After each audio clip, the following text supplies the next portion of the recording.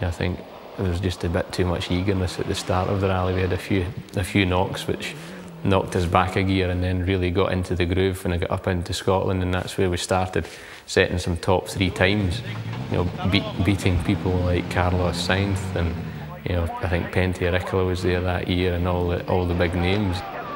Everybody was already talking about the young driver coming, the son of Jim McRae, that he was a good fighter, and I think it was the first time I met Colin. I think at the beginning we were all impressed when he came, because he was incredibly quick. He was setting unbelievable times. That was the first time that I had really been able to mix it with these guys. And for somebody my age at the time to be able to do that with the experience I had probably never happened before. You saw something different in Colin immediately. He had this desire. You could see that the only thing that he was interested in was being the fastest. In fact, I think we were the best 4 in the rally at that point for what was really a semi-private exercise, and it was a bit demoralising when, as you say, we felt that really that might be the end of the road then. Despondent they might have been, but they had finished 6th, the top place Brits that year, and somebody had been taking note.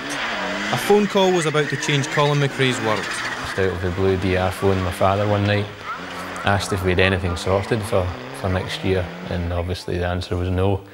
And he said, would you be interested in driving with ProDrive and drive the Subaru in the British Championship? So I didn't have to think about it for too long. I take my hat off to David. He phoned up and he says, look, he says, let's do it. And he says, with what you can bring in, he says, I'll cover it, and he says, we'll go for it. And that was it. David Richards at ProDrive had big plans for the future, and Colin was now a part of them. With Marco Allen and Ari Vatanen driving his Subarus in the World Rally Championship, Richards wanted Colin competing in the 1991 British Championship. The British Championship, with young Colin on board, we could win fairly easily and raise morale and bring him along at the same time. So it worked for all of us. The only thing we knew for sure is that he was going to be fast, but we never knew how long it was going to last. We never knew what trick he was going to get up to next.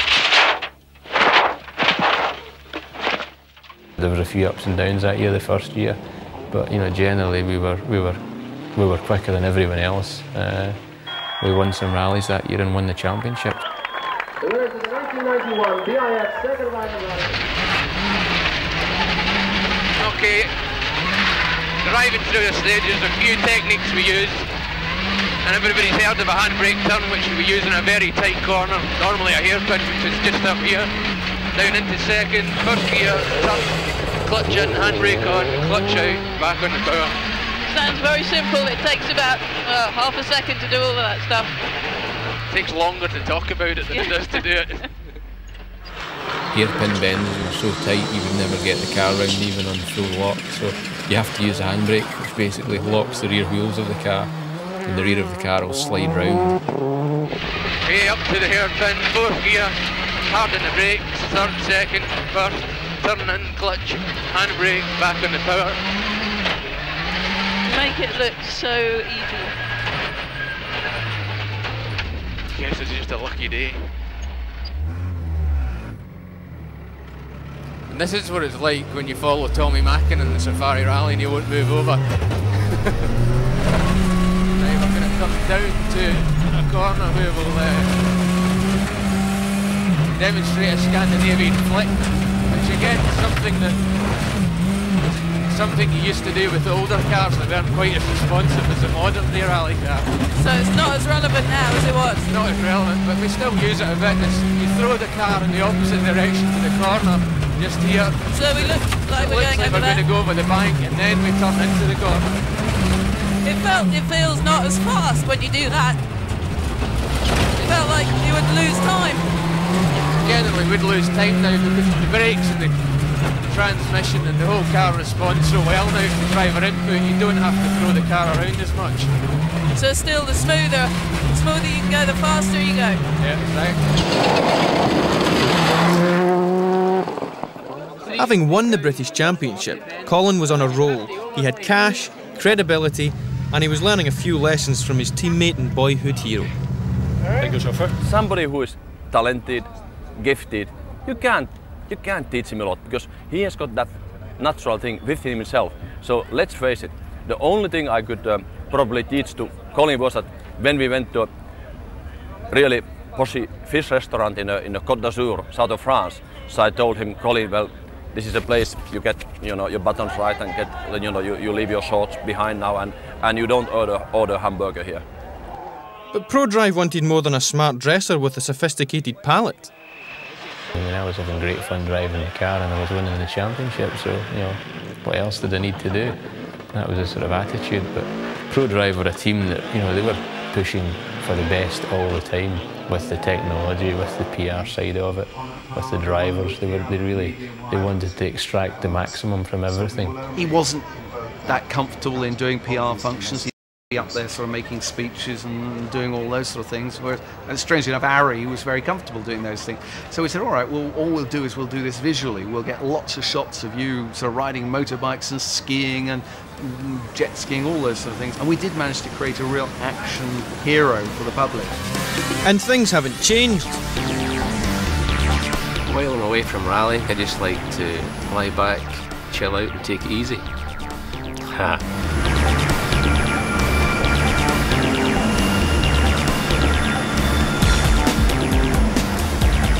Everything we do, it's got speed involved in it somewhere. You just get used to it. It's like a bit of an addiction. You need to have so much of it every day. Obviously, as much as we can, we like to relax and have a bit of fun. And it's sort of one extreme to the other. When you're on an event, it's so intense for that 3 days.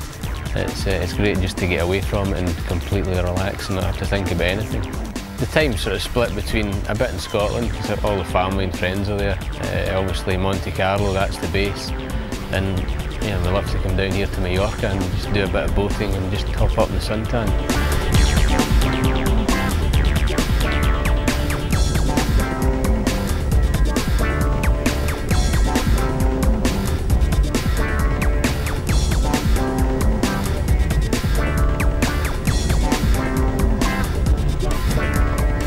And it's even better when you phone home and it's pissing down with rain, whether it's family or family and friends or just hanging out with your mates, like out the boys' weekend. Like you said, just chill out, but time to splash.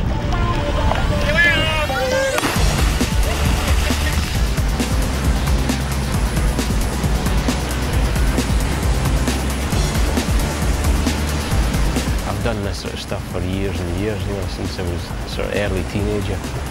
And as long as you respect what it is and you limit the risk, you're not going absolutely crazy, then if you get hurt it's going to be a bit unfortunate, but that's life at the end of the day. Life's too short. We're here for a good time, not a long time. 1992 gave him his second British title and a chance to compete in selected World Championship events. Colin took the bull by the horns. Finland 92 is indelibly printed in my mind, and from the minute I got off the plane at Tivesco to be greeted by the team who mentioned that Colin had already rolled the car once in testing and they were beating it out in a panel beating shop round the corner. Even when they pushed it into scrutineering, we couldn't push on the body panels because the paint was still wet, so they got it all straightened out. We started the rally, and then on the first day of the rally we had a fairly major accident, probably one of the biggest ones I've had, and got away with it. Sort of rolled about 7 times in through all the tree stumps, and it ended up on its wheels. And you would normally just have got out because you would have said the car was destroyed. It felt like a fairly heavy accident, but put it in reverse and started up, and it came back on the road. It wasn't really looking like a Subaru anymore, but it was still going very well. And then the next day we had another off, and then rolled through a pile of trees, broke a tree in half. Got it repaired, and we had to do, I think, the last 2 stages of the day with the welding goggles on to keep the midges out of our eyes. By the third day, I was there with a sledgehammer knocking out the dents myself. The way that we were received by the people in Finland who don't normally take to foreign drivers, the way we were received, it was incredible, and I think that helped, immeasurably with Colin's career. It was like that with Colin all the way down the line, but he, when somebody gives their all and is so competitive, he does rally support around him. The next year saw Colin promoted to Subaru's World Championship team. The big time had arrived, but there were a few hiccups before any wins.